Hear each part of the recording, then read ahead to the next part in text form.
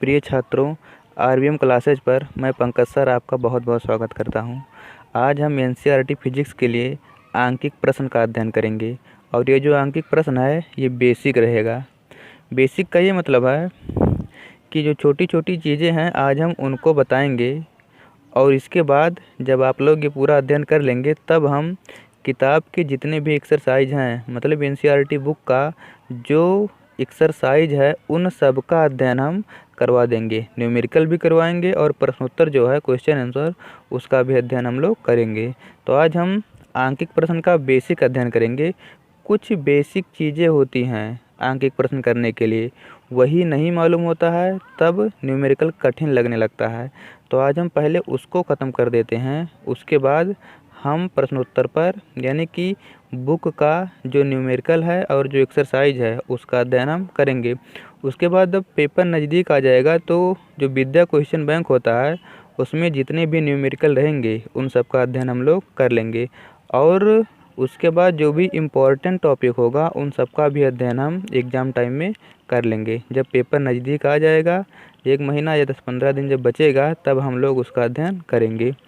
तो कुछ प्रश्न है बेसिक से, उन्हीं सबको देखिए और ये क्लियर हो जाएगा। देखिए इसमें लिखा है एक अवतल की फोकस दूरी 25 सेंटीमीटर है।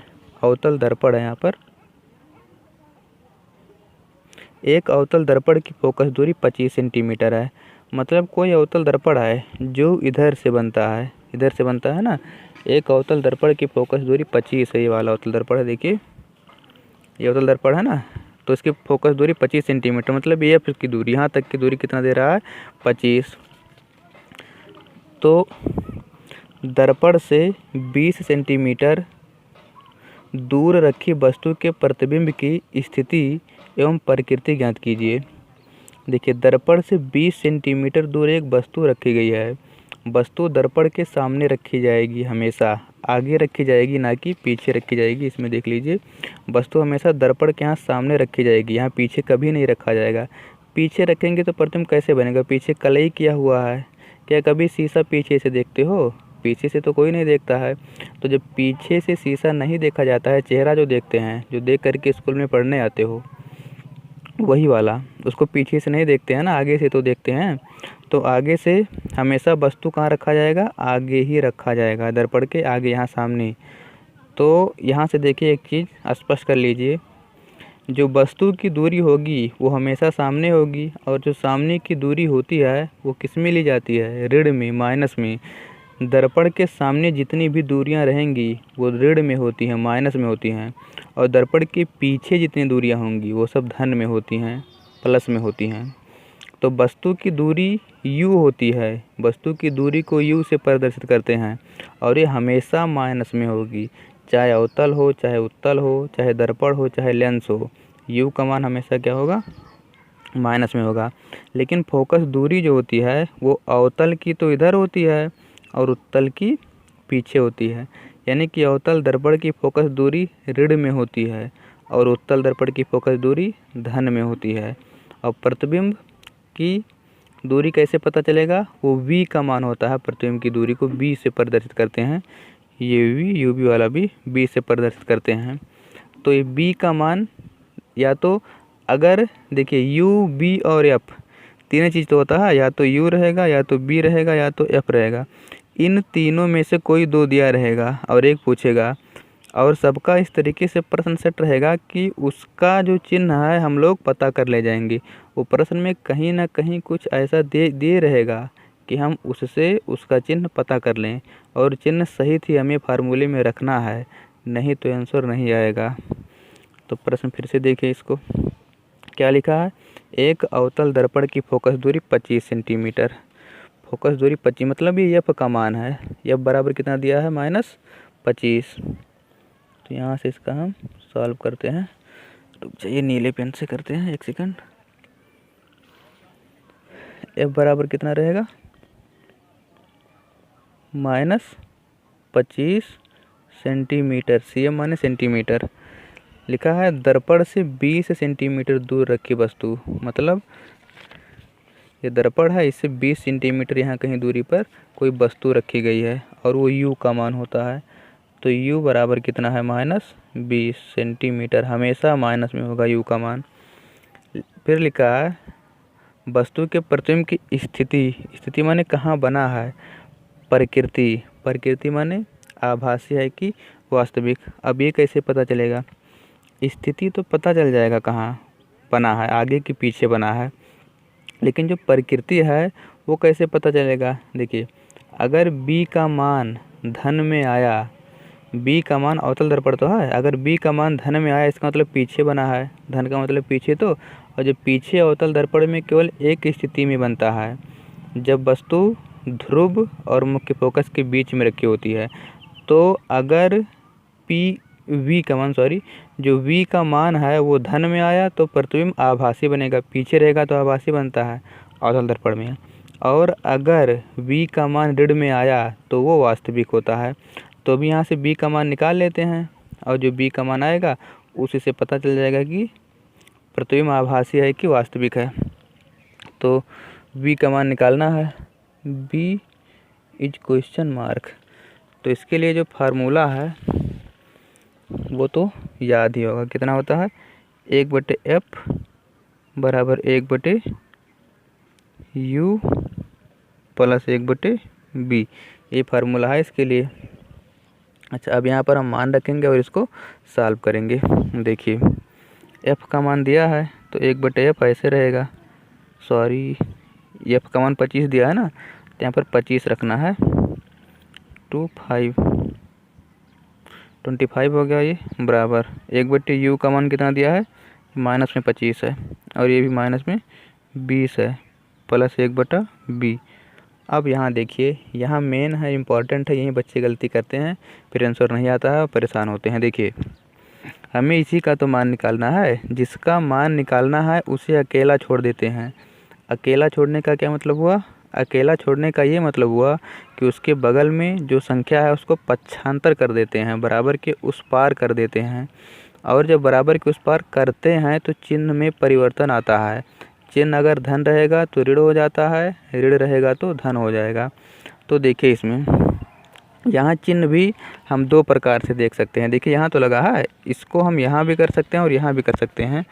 एक चीज़ बता देते हैं, देखिए चाहे इस तरीके से लिखा हो कोई चीज़, चाहे इस तरीके से कोई चीज़ लिखा हो, और चाहे इस तरीके से कोई चीज़ लिखा हो, तीनों एक ही चीज़ है ये।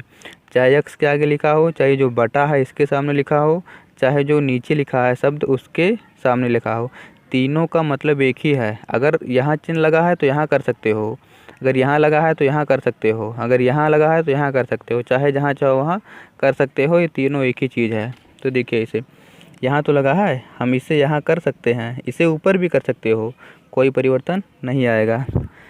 तो देखिए यहाँ माइनस में है और यहाँ भी माइनस में है, जब इसको हम उधर करेंगे तो ये किस में हो जाएगा, प्लस में हो जाएगा।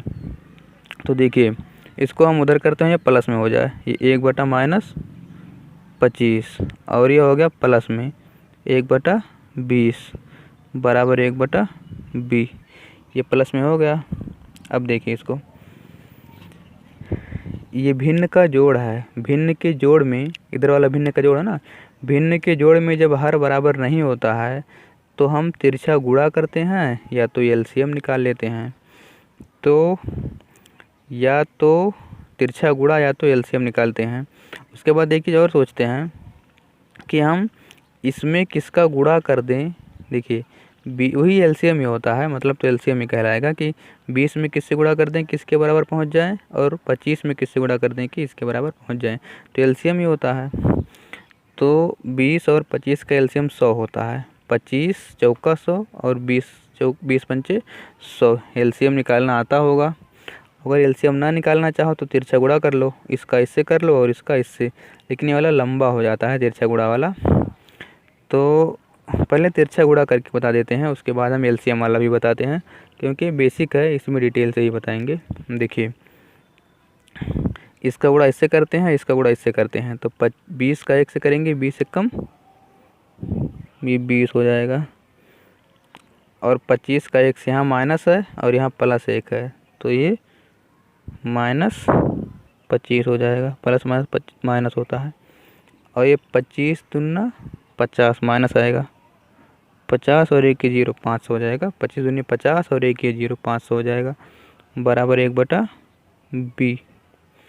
ठीक, अब इसको घटा लेंगे हम। 20 में से 25 जाएगा, ये घटाना आता है कि नहीं। देखिए दो संख्याएं रहेंगी, हमेशा बड़ी संख्या के सामने वाला चिन्ह लगाएंगे जो बड़ी होगी। बड़ा कौन है 25, 25 के सामने माइनस है तो बड़ी संख्या के सामने का चिन्ह लगाएंगे। तो 25 में से 20 जाएगा -5। अच्छा, ये कैसे पता चलेगा कि घटाएंगे कि जोड़ेंगे? अगर समान चिन्ह रहेगा, समान माने दोनों एक ही, दोनों माइनस लगा हो, तब जोड़ लेंगे और चिन्ह वही लगाएंगे जो लगा रहेगा। और जब विपरीत चिन्ह होगा तो बड़ी में से छोटी घटा लेंगे और बड़ी के सामने का चिन्ह लगाएंगे। देख लीजिए इसको, 1 सेकंड लगेगा। देखिए इसे लिखा है -5 + 2। इसमें कैसी वाली संख्याएं हैं? समान चिन्ह वाली हैं, समान वाली नहीं है, असमान चिन्ह वाली हैं। जब असमान चिन्ह वाली संख्याएं रहेंगी, असमान माने एक के सामने ऋण रहे और एक के सामने धन रहे, तो जब असमान चिन्ह वाली संख्याएं रहेंगी तो बड़ी में से छोटी घटाएंगे और बड़ी के सामने वाला चिन्ह लगाएंगे। तो 5 में से 2 घटाएंगे और बड़ा कौन है 5, 5 के सामने वाला चिन्ह लगाएंगे। जैसे ऐसे देखिए 3 - 6, फिर से असमान चिन्ह है, यहाँ प्लस है कुछ नहीं है, यहाँ माइनस है। असमान चिन्ह जब रहेगा तो बड़ी में से छोटी घटाएंगे और बड़ी के सामने वाला चिन्ह लगाएंगे। तो 6 में से 3 घटाएंगे 3 आएगा, बड़ा 6 है, 6 के सामने माइनस है तो माइनस लगाएंगे।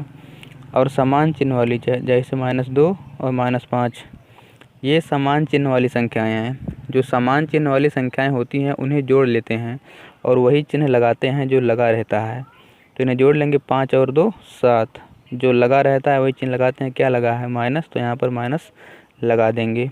ऐसे देखिए, और +2 + 8, दोनों समान चिन्ह धन है तो जोड़ लेंगे और वही चिन्ह लगाएंगे। धन लगाया नहीं जाता है, इस प्रकार से करते हैं। ये सब छोटी कक्षाओं की चीज़ें हैं, इतना तो आता ही होगा। अगर नहीं भी आता होगा तब भी हम बता दिए क्योंकि इसमें बेसिक बता रहे हैं। तो ऐसे था ये 20 - 25, ये विपरीत चिन्ह वाली संख्या थी। यहाँ कुछ नहीं तो प्लस है और यहाँ माइनस, तो बड़ी में से छोटी घटाए और बड़ी के सामने वाला चिन्ह लगाए। तो ये बचा 5 और यहाँ -500 बराबर 1/v। देखिए ऊपर नीचे रहेगा, कट जाएगा और ये भी 5 से कट जाएगा, 5 × 5, तो यहाँ बचा 100। यानी कि यहाँ 1/100 बराबर 1/b बचा। अब चाहो तो इसको पलट लो तो ये भी पलट जाएगा, या चाहो तो तिरछा गुणा कर लो। पलटेंगे, पलटना आसान होता है, जिसको पलटेंगे तो 100/1 हो जाएगा। 1 लिखते नहीं हैं, अच्छा लिख देते हैं। और इसको जब पलटेंगे तो b/1 हो जाएगा। तो 100/1 100 माना जाएगा, b/1 b माना जाएगा, तो 100 बराबर b आया। यानी कि b बराबर 100, इसको आगे इसको पीछे लिख लेते हैं, b बराबर 100। तो b का मान कितना आ गया 100, और ये किस में आया है धन में आया है। अच्छा, अब देखिए इसका क्या मतलब हुआ। धन में आने का क्या मतलब हुआ, धन में आया इसका मतलब पीछे बना है, और जो पीछे बना है इसका मतलब जो प्रकृति है वो कैसे है। इसका जो प्रकृति है, प्रकृति और स्थिति दोनों तो पूछा था, इसकी जो प्रकृति है वो क्या है आभासी है।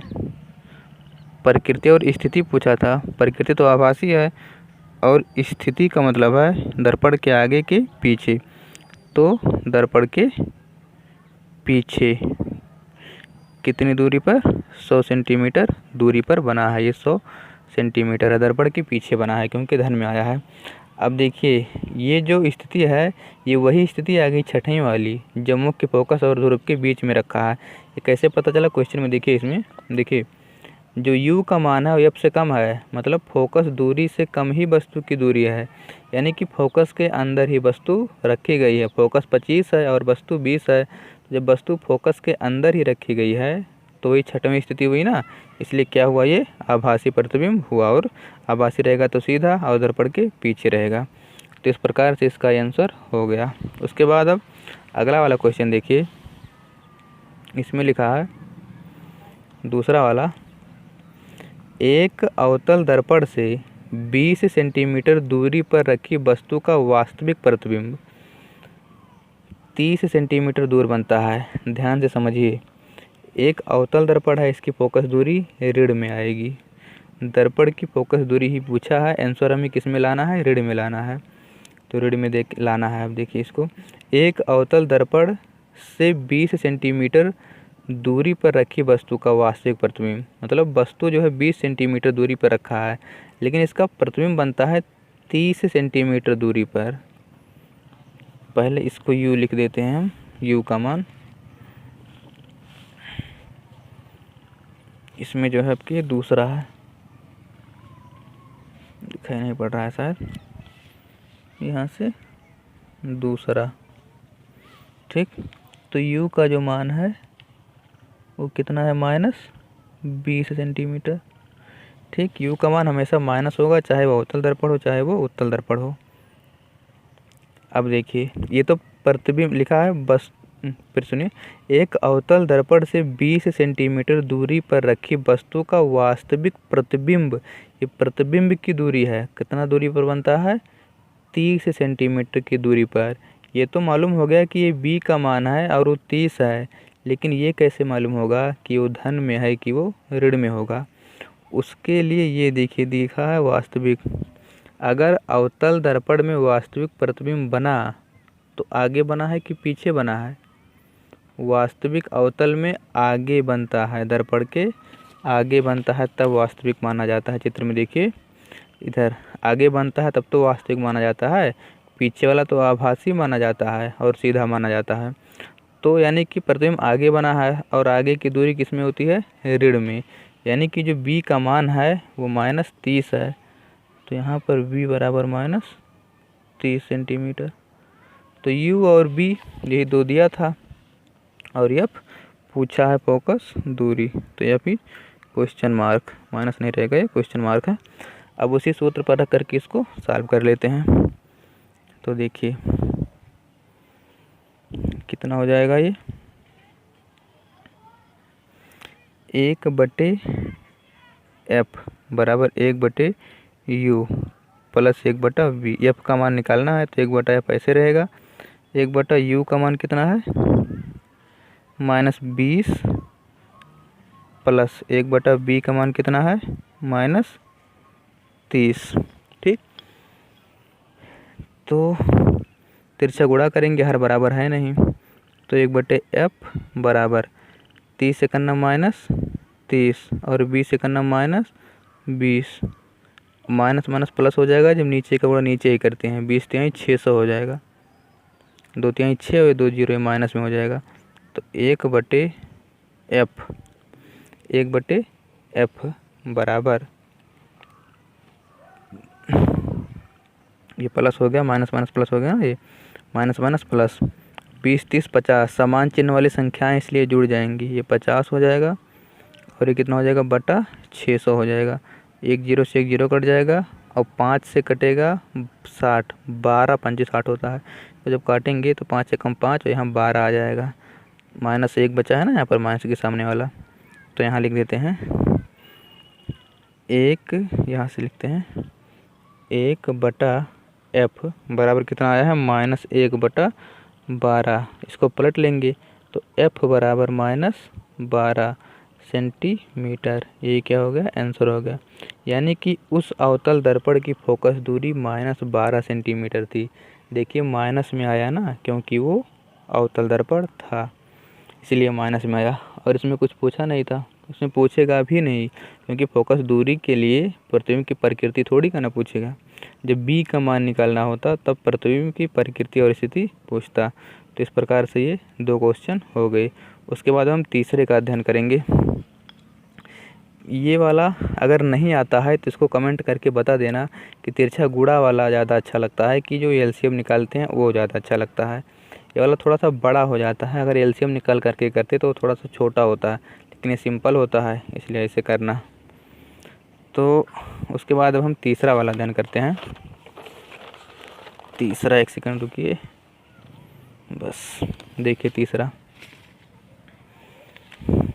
तीसरा दिखाई पड़ रहा है ना, यहाँ से रुक जाइए एक सेकंड, इसको सेट कर लें।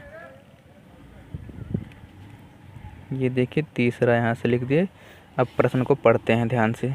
देखिए लिखा है 6 सेंटीमीटर लंबाई की एक उत्तल दर्पण के सामने 6 सेंटीमीटर लंबाई की एक वस्तु छूट गया 6 सेंटीमीटर लंबाई की एक वस्तु उत्तल दर्पण के सामने 20 सेंटीमीटर दूर रखी है। अच्छा, अब देखिए इसमें अभी तक केवल 2 ही गिनती दिया रहता था। देखिए इसमें यहाँ भी 1 और 1 2, इसमें भी 1 और 1 2 गिनती, लेकिन इसमें की 3 गिनती दिया है। तो एक तो नया कौन आ गया, क्योंकि गिनती तो 3 दिया होना चाहिए ना, 2 ही दिया होना चाहिए, सॉरी 3 कहाँ दिया रहेगा, 3 उसमें होता है, 3 में से 2 दिया रहता था, 1 निकालते थे, लेकिन इसमें तो दूसरी टाइप का हो गया। तो देखिए इसको कैसे है। इसमें लिखा है 6 सेंटीमीटर लंबाई की एक वस्तु। देखिए ये शब्द आया है एक लंबाई, मतलब ये क्या है, ये वस्तु की लंबाई दी गई है। कितनी बड़ी है ये, 6 सेंटीमीटर। और वस्तु की लंबाई को किससे प्रदर्शित करते हैं, ओ से करते हैं, ओ, यानी कि ये ओ का मान है। ओ बराबर कितना हो गया, 6 सेंटीमीटर। इसका भी धन और ऋण देखना है। वस्तु ऊपर रखी जाती है मुख्य अक्ष की, इसलिए इसका मान धन में आएगा। तो ये ओ हो गया। उसके बाद के सामने, दर्पण के सामने 20 सेंटीमीटर दूर रखी है। ये वस्तु की दूरी है यू बराबर -20 सेंटीमीटर। इस दर्पण की फोकस दूरी 10 सेंटीमीटर है। इस दर्पण की फोकस दूरी 10 सेंटीमीटर है। 10 एफ का मान 10 धन में आएगा ग्रेड में, ये उत्तल दर्पण है, इसलिए इसकी फोकस दूरी धन में रहेगा। तो एफ बराबर 10 सेंटीमीटर प्लस में। अब करना क्या है, तो कील के प्रतिबिंब की स्थिति तथा लंबाई ज्ञात कीजिए।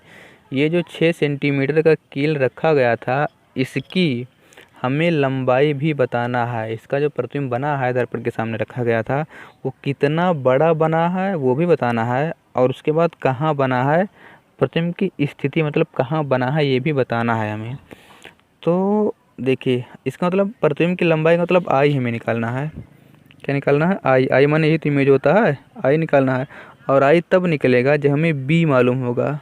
कैसे बी मालूम होगा तब निकलेगा ये, क्योंकि एक सूत्र पढ़े थे हम, आई बटा ओ बराबर वी बटा यू माइनस में। ये रेखीय आवर्धन वाले में यही पढ़े थे ना। तो देखिए इसमें आई निकालना है, ओ तो पहले से मालूम है, और यू भी मालूम है, और क्या मिल जाए, केवल वी मिल जाए। तो पहले हमें बी प्राप्त करना है। जब बी प्राप्त हो जाएगा तो इन तीनों के स्थान पर हम मान रख देंगे और आई का मान निकाल लेंगे। तो पहले हम बी निकालते हैं। बी कैसे निकलेगा, बी जो है दर्पण सूत्र से, यानी कि 1/f बराबर 1/u प्लस 1/b से निकलेगा। उसमें 2 तो दिया होना चाहिए था, u और f दिया है, तो यहाँ से b निकल जाएगा। तो पहले हम b निकाल लेते हैं। तो यहाँ से स्टार्ट करते हैं इसको। 1/f बराबर 1/u प्लस 1/v। f कितना दिया है, +10, u कितना दिया है, -20 प्लस 1/v। इसको उधर कर देंगे, ये माइनस उधर जाएगा, प्लस 1/10 प्लस 1/20 बराबर 1/b। तिरछा गुणा कर लेंगे। अब देखिए यहाँ पर तिरछा गुणा लंबा हो जाएगा, इसीलिए कह रहे थे। देखिए अगर हम इसमें 2 से गुणा कर दें, हर बराबर होता है तो ऊपर वाला जोड़ तो लेते हैं। जब हर बराबर होता है तो ऊपर वाला जोड़ लेते हैं। तो यहाँ 20 अगर यहाँ भी 20 हो जाए तब ठीक नहीं हो जाएगा, हर बराबर हो जाएगा। तो यहाँ पर अगर हम 2 से, फिर से सुनिए, यहाँ 20 है, यहाँ 10 है। अगर हर बराबर हो जाए तब हम ऊपर वाला जोड़ लेते हैं। तो हम पहले यही सोचेंगे कि हर कैसे बराबर किया जाए। अगर ये सोचेंगे तब थोड़ा सा छोटा हो जाएगा। तो क्या हम दशमिक किसी संख्या से गुणा करेंगे कि वो 20 हो जाए, हाँ 2 है तो 2 से गुणा कर लेते हैं हम, ऊपर नीचे दोनों तरफ करना रहेगा। अगर ऐसे नहीं करना है तो तिरछा गुणा भी कर सकते हो। तो यहाँ पर 2 से गुणा कर दिए। अब गुणा कर लेंगे, 2 एकम 2 और 2 दहम 20 प्लस 1/20 बराबर 1/b। हर बराबर हो गया तो 2 और 1 3, 3/20 बराबर 1/b। b निकालना है। अब क्या करेंगे, हम पलट लेंगे। इसको पलटेंगे तो ये भी पलट जाएगा, तो हो जाएगा 20/3 बराबर b। ये पलट गया ना। तो b का मान कितना आएगा, 20/3। इसको भाग नहीं करेंगे क्योंकि b का मान पूछा नहीं है। अगर भाग करेंगे तो ये आएगा 3 छक 18, 6.66 ऐसे आएगा, 7 कर देते हैं यहाँ पर। ये बी का मान आएगा, लेकिन बी पूछा नहीं है तो हम ये वाला मान नहीं रखेंगे, ये रखेंगे, नहीं तो अभी दशमलव से फिर से भिन्न में बदलना पड़ेगा। तो बी का मान 20/3 आया है और इसमें अब रख देते हैं बी का मान 20/3। आई निकालना है, आई बटा ओ कितना था 6 सेंटीमीटर, वी कितना है 20/3, पूरे का बटा यू कितना है यहाँ चिन्ह नहीं रखना है, इसमें चिन्ह पहले से रखा गया है जब डेरिवेशन किया गया था 20, और ये बटा इसका कुछ नहीं है तो 1 मान लेंगे, जिसका बटा छोटा रहेगा उसका बटा 1 मान लेंगे। तो ये वाला घूम करके यहाँ जाएगा और ये वाला यहाँ, सबसे नीचे वाला सबसे ऊपर, बगल वाला बगल में जाता है। तो ये आई बराबर कितना होगा 6, और ये हो गया 20 गुणे 1/3 गुणे 20, ये 20 से 20 कट गया, इसको पक्षांतर कर देते हैं, आई बटा 6 अभी नहीं करते हैं, यहाँ कितना बचा 1/3 अब की करेंगे, ये भाग में उधर जाएगा तो गुणा में हो जाएगा। तो आई बराबर 6 गुणे 1/3, 3 एकम 3, 3 दूनी 6, आई बराबर कितना आ गया 2। मतलब जो 6 सेंटीमीटर वस्तु, दिखाई नहीं पड़ रहा है, मतलब जो 6 सेंटीमीटर का वस्तु रखा गया था उसकी लंबाई कितनी आई प्रतिबिंब में 2 सेंटीमीटर की आई, यही पूछा था, 2 सेंटीमीटर की आई, यही तो पूछा था। प्रतिबिंब की स्थिति था लंबाई ज्ञात कीजिए, तो प्रतिबिंब की स्थिति मतलब बी का मान, प्रतिबिंब की स्थिति कितना है बी का मान वो कितना आया है 20/3, या वी बराबर 6.667 सेंटीमीटर दूरी पर बना है। ये आभासी है कि वास्तविक, ये जो है ये प्लस में आया है ना, तो प्लस में आने का मतलब है ये वास्तविक नहीं, आभासी प्रतिबिंब है, ये आभासी है, प्लस में आने का ही तो मतलब होता है कि आभासी है ये, और कहाँ है 2 सेंटीमीटर छोटा है, मतलब कि आभासी मतलब दर्पण के पीछे है और ये वस्तु से छोटा है। वस्तु 6 का था और ये 2 का आया है, ठीक है। तो इस तरीके से ये बेसिक जो है आप लोगों का क्लियर हो गया होगा। अब जो है हम अगली वीडियो में, जो अभी नहीं, अभी इसके बाद प्रकाश का अपवर्तन भी पढ़ना है, क्योंकि इसी चैप्टर में प्रकाश का अपवर्तन वाला पार्ट भी है, और प्रकाश का अपवर्तन जब हम पढ़ लेंगे तब उसके बाद अपवर्तन और परावर्तन दोनों का न्यूमेरिकल सॉल्व करवाएंगे जो बुक में दिया गया है, और बुक के बाद विद्या में भी सॉल्व करवाया जाएगा, परेशान मत होना। तो ठीक है, अब हम अगली वीडियो में मिलते हैं।